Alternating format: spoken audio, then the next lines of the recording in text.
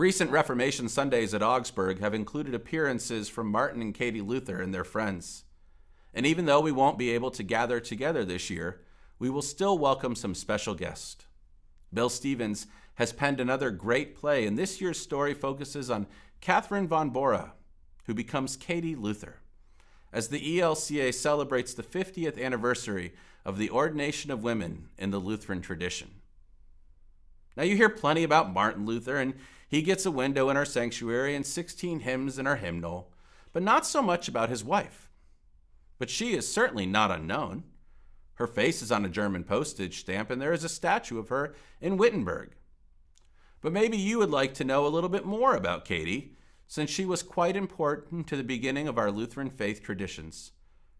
Of course, children today would not be able to interview her, especially by Zoom. But if they could...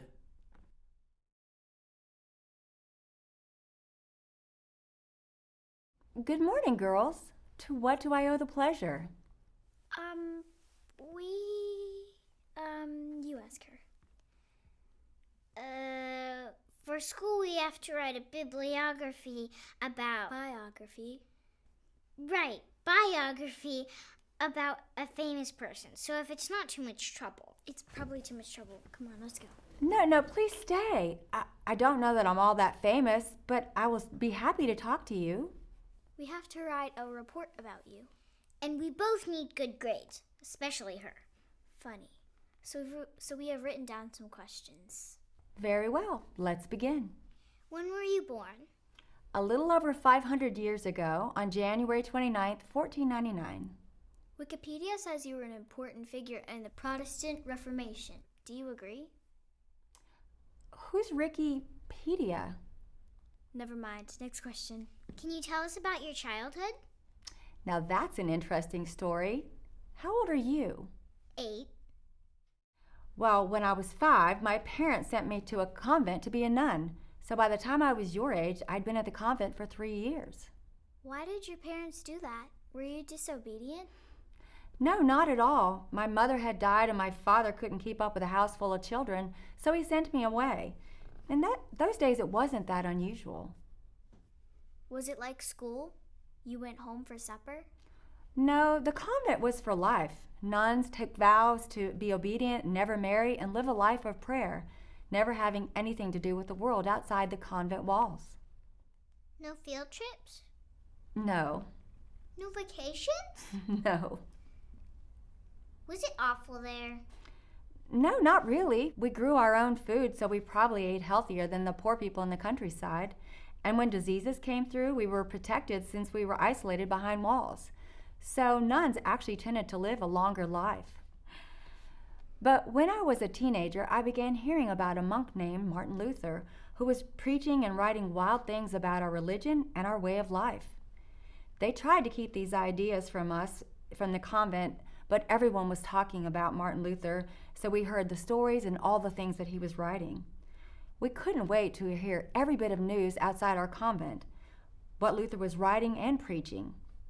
Remember that this was a time when the printing press had been invented, so things didn't have to be copied one at a time, so they could be printed over and over, so Luther's ideas spread like wildfire. Oh, we've heard stories from that time, like about the man who sold indulgences, Mr. Pretzel. Tetzel. Yes, that was one of the most important things that Luther was preaching about, that the Catholic Church was selling those pieces of paper that supposedly forgave sin. But Luther believed sin was forgiven purely by the grace of God. Even more important to us in the convent, though, was he was very much against monasteries and convents, and this was the most outrageous. He thought that monks and nuns should be able to get married. That doesn't sound like such a big deal to me. Well, it sure was 500 years ago. Some of the other nuns and I decided to write letters to Luther to see if he could get us out of the convent. We wanted to be part of the new things that were happening in the world.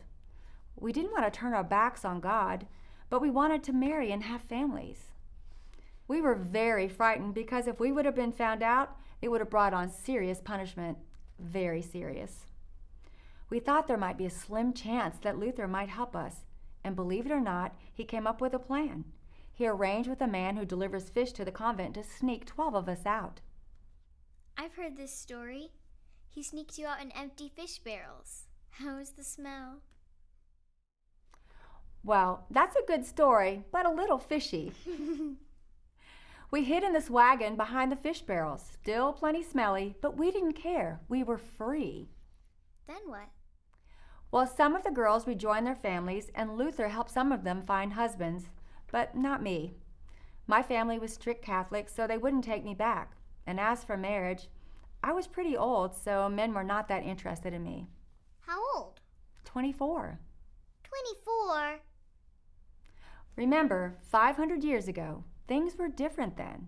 And even if a man had an eye for me, most of the families weren't very interested in welcoming a runaway nun. So eventually I turned my attention on Martin Luther himself, even though he swore he would never marry, and he was really, really old. How old? 41. Yikes, that is old. Was it love at first sight? Hardly. Though we came to love each other very much in time. He could say some pretty funny things, and once he said that he would marry me because it would please his father, make the Pope mad, cause the angels to laugh, and cause the devils to weep. Pretty romantic, huh? What was your marriage like? Your family? Did you have children? Martin was very busy as one of the most important religious leaders of the time. We lived in a big house, which was formerly a monastery, and we had constantly had visitors that came to talk to Martin. So I was very busy keeping up with the house, taking care of the cattle, making bread and cheese, and even brewing beer. And now and then I served as a doctor for the people in our village. As busy as he was, Martin loved family life and playing with the children. We had 6, but 2 precious girls died when they were young. He would sing and play games, and he was really pretty good at the lute, which is kind of like a guitar.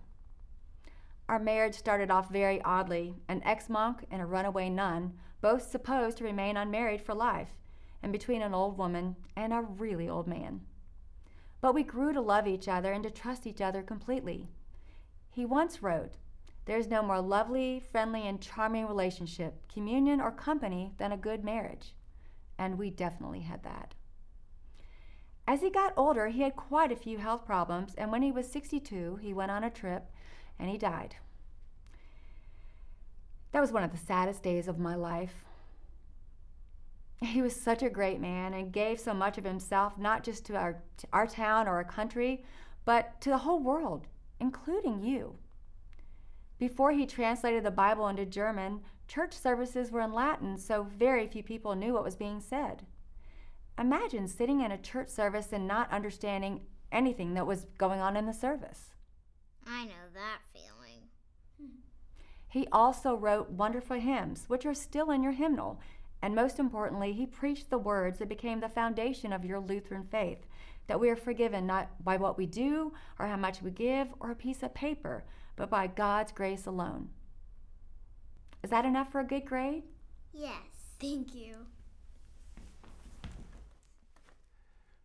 When we think of Martin Luther, what often comes to mind is his 95 Theses, his hymns, especially A Mighty Fortress Is Our God, and how he stood up against the Pope. But just as important was his marriage to Katie, the first pastor's wife. This went against hundreds of years of teaching in the Catholic Church and led to the idea of married pastors as we see today. At that time, women were supposed to be seen but not heard. But Katie was strong, smart, determined, and what Luther called his morning star, because she was up early every morning to prepare the day for the large household.